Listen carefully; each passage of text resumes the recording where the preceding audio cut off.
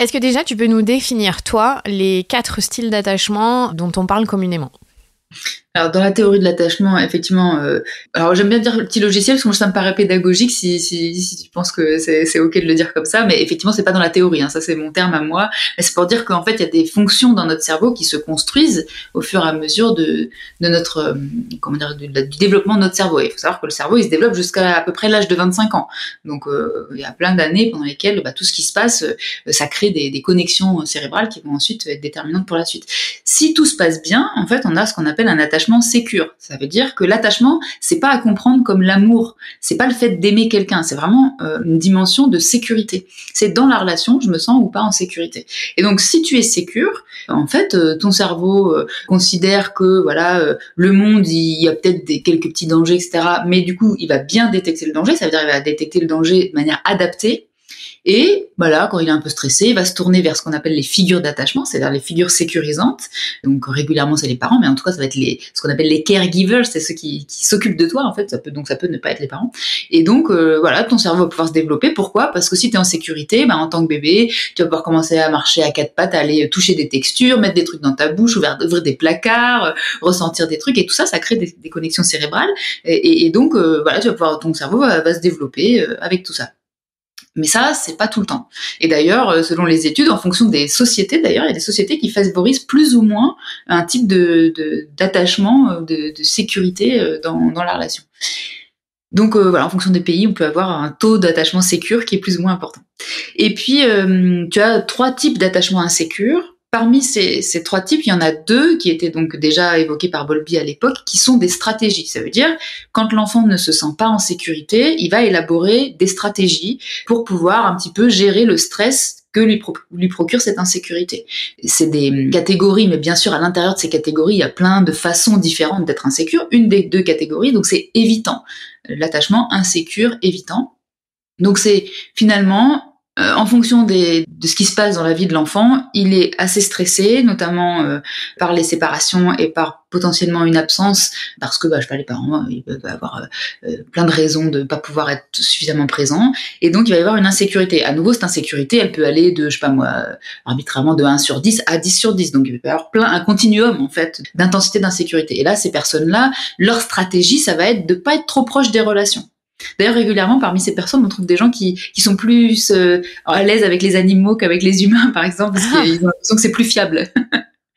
Et donc, voilà, c'est des personnes qui vont être plus en retrait de la relation. Ça veut pas dire qu'ils savent pas rentrer en relation, mais ils ont toujours en tête à un moment donné qu'on va les laisser seuls ou qui vont, devoir se débrouiller tout seuls. Et donc, c'est ce qu'on appelle évitant. Et puis, à l'inverse, il peut y avoir des personnes dont la stratégie, ça va être de coller les autres. Donc, ils vont être très proches des autres tout le temps. D'ailleurs, ils ne supportent pas bien la solitude parce que c'est la stratégie qu'ils ont trouvée pour que on les abandonne pas. Notamment, c'est des personnes qui ont une angoisse d'abandon extrêmement forte. Et donc, c'est des personnes qui manifestent beaucoup plus d'émotions parce que il faut pas qu'on les oublie. Donc, il faut qu'on les voit, il faut qu'on les entende, etc., etc. Alors, ça peut paraître entre guillemets chiant. Hein, c'est ce qui peut se dire parfois. C'est des personnes qui sont pas faciles à vivre. Mais par contre, il faut avoir en tête, c'est pas du tout du caprice ou de la manipulation. En fait, hein, c'est pas conscient. Ils le font pas exprès. Eux-mêmes, ils souffrent beaucoup de cette situation et régulièrement, on peut trouver de la dépendance affective. Bon, c'est en très gros tout ça, mais voilà, l'idée c'est pareil, c'est qu'on est sur un continuum. On peut être à une intensité on pourrait dire attachement préoccupé, parce que c'est des gens qui sont préoccupés par la relation, c'est pour ça que j'aime bien ce terme, mais sinon parfois on va trouver le terme de ambivalent. Et donc, on peut être un peu en intensité, un peu insécurisé, donc les manifestations seront peu visibles, et puis on peut être dans une pathologie où là, vraiment, on va avoir un trouble de l'attachement avec une pathologie très, très expressive, et voilà. Ça, déjà, ces personnes-là, elles peuvent être insécurisées, et peut-être beaucoup, mais elles ont une stratégie. Entre guillemets, elles ont réussi à trouver une stratégie. Et puis, quelques années après l'instauration de cette théorie de l'attachement, en fait, on a découvert qu'il y avait aussi potentiellement un autre type d'attachement pour des enfants qui avaient vécu vraiment régulièrement des traumatismes, donc ils sont assez effrayés dans la relation, et eux, ils n'ont pas réussi à trouver de stratégie. Et vraiment, ils n'ont pas réussi à trouver comment s'orienter pour être un peu moins stressés.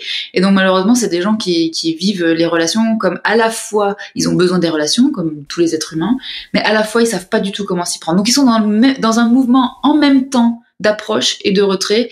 Et on a en général, les études ont montré que c'est assez prédictif de pathologie à l'âge adulte parce qu'en fait, ils sont dans un stress intense quasiment tout le temps, quoi. Même quand ils sont seuls, ça va pas. Quand ils sont avec les autres, ça va pas. C'est très compliqué. Donc là, c'est vrai que c'est des situations dans lesquelles régulièrement on retrouve le plus de pathologies, mais parce qu'il n'y a pas de stratégie en fait. Les autres, ils ont quand même trouvé une stratégie, même si elle peut les faire souffrir, mais une stratégie, voilà, en très gros. Et est-ce qu'on a une idée, tu parlais qu'il y a des cultures, des sociétés qui favorisent l'attachement sécure, parce que je pense que le but de tout parent qui écoute là, c'est de se dire, est-ce que mon enfant va avoir un attachement sécure ? Est-ce qu'on a une idée sur la population mondiale de combien il y a de personnes dans le monde qui ont un attachement sécure ? Je pense à ça, mais j'imagine bien que les gens qui déclarent des guerres n'ont pas un attachement sécure, par exemple. Donc ça serait bien juste qu'il y ait plus de gens sécures dans le monde pour que le monde soit plus en paix. On peut imaginer ça. Après, il y a quelques statistiques qui existent. Voilà, moi, je sais pas, quand je les lis, j'ai toujours l'impression que c'est pas complètement adapté à ce que je vois. Après, moi, j'ai un biais de recrutement, évidemment, que moi, je vois la plupart des gens qui arrivent en thérapie. Enfin, s'il y a un attachement sécure, les adversités de la vie, notre cerveau, il arrive à les traiter. Puis surtout, les personnes, elles arrivent à aller demander de l'aide. Donc, effectivement, moi, j'ai quasiment que des patients insécures. Donc, je dirais, moi, j'ai pas les statistiques mondiales, en tout cas. J'ai juste vu que certaines recherches, alors pour le coup je ne saurais pas les reciter, mais que dans certains pays, il y a des recherches notamment en Allemagne, au Japon, où ils disent, il me semble qu'au Japon, il y a plus d'évitants, de personnes qui sont évitantes, et en Allemagne, il y aurait plus de personnes sécures. Enfin, voilà, en fonction des... Alors ça suffit pas, évidemment, il faut que les normes sociales, elles soient relayées par la famille. Ça dépend aussi comment la famille proche, donc c'est-à-dire les caregivers principaux, parce que ce que disait Bowlby, c'est qu'on pouvait avoir des caregivers principaux, et puis d'autres. On en a... Alors c'est Cyril Nick aujourd'hui qui dit qu'on en aurait 6 ou 7 des caregivers, et puis il y en a qui sont principaux pour nous et d'autres sur lesquels on peut compter, mais il y en a pas tant que ça finalement. On n'aurait pas, tout le monde n'est pas un caregiver, et c'est-à-dire qu'on se sent pas en sécurité avec tout le monde quand voilà, il y a des choses compliquées. Après, mondialement, je saurais pas te dire.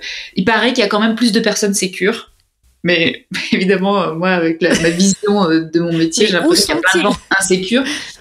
J'ai l'impression que moi aussi j'ai un biais de recrutement. J'ai pas l'impression qu'il y a plus de gens sécures dans les entourages. Et quand on commence, je trouve que c'est intéressant quand on commence à connaître vraiment la théorie de l'attachement, de regarder tout son entourage, se dire ah ouais, eux c'est ça, ah, elle est plus ça, lui. J'imagine même pas quand on est psy comment on suranalyse tous les gens après. Mais est-ce que tu peux nous expliquer en quoi c'est fondamental de connaître ça pour les relations humaines, que ce soit dans nos relations amoureuses, mais nos relations aussi avec nos parents, avec nos amis, en quoi c'est fondamental ? Moi, je te dirais que c'est fondamental parce que c'est le centre de ma pratique. Juste cet aparté qu'en fonction des approches, il y a des gens qui vont me dire oui, il y a d'autres manières, il y a d'autres choses qui sont fondamentales. Mais effectivement, moi, je suis d'accord avec toi. Mais en fait, ce qui est hyper important, c'est que vraiment, il y a des études qui nous ont montré que les adversités qui se passent à l'âge où on construit ce petit logiciel d'attachement, en fait, elles vont être vraiment...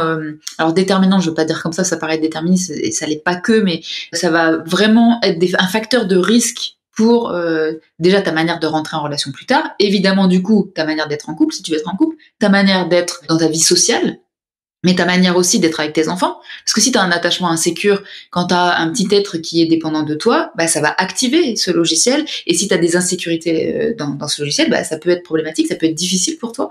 Donc ça va déterminer ça, mais aussi ça va déterminer des choses en lien à toi-même, parce que si quand tu as des problèmes, tu ne sais pas aller demander de l'aide parce que tu es persuadé de toute façon que personne peut t'aider, ou au contraire, si tu peux jamais être seul, donc tu peux pas te ressourcer parce que t'es tellement angoissé par le fait d'être seul même quelques heures que du coup tu peux pas te ressourcer, prendre le temps de faire des choses pour toi, te demander quels sont tes besoins parce que t'as tellement peur que les autres te quittent que tu peux pas te demander quels sont tes besoins parce que la seule chose que tu sais faire c'est satisfaire ceux des autres pour être sûr qu'ils te quittent pas, ce qui en plus c'est pas forcément une bonne stratégie, mais en tout cas dans ton logiciel il peut y avoir cette idée là, donc ça va déterminer des tas de choses.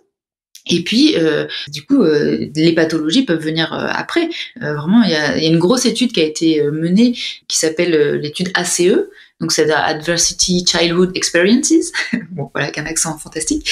Et qui montre vraiment, en fonction des différents types d'adversité qu'on a, comment 30 ans plus tard, en fait, statistiquement, il y a des pathologies importantes telles que les addictions, telles que des troubles anxieux, enfin voilà, tout un tas de choses. Donc c'est vraiment hyper important à mon sens, et surtout si on peut travailler sur l'attachement en thérapie, si on peut modifier le logiciel, parce que c'est notre idée, c'est que on pense, alors, on a des recherches là-dessus, on commence à dire que il est modifiable ce logiciel. Il y a des personnes qui disent on peut pas complètement le modifier, mais on peut diminuer son intensité et donc ça suffit à traiter les troubles. Et puis il y a d'autres personnes qui disent si on peut trouver comment avoir une relation suffisamment sécure pendant 3 ans, alors on pourrait carrément changer le logiciel d'attachement. Et dans ce cas-là, effectivement, il y a plein de choses qui peuvent être modifiées dans notre psychologie.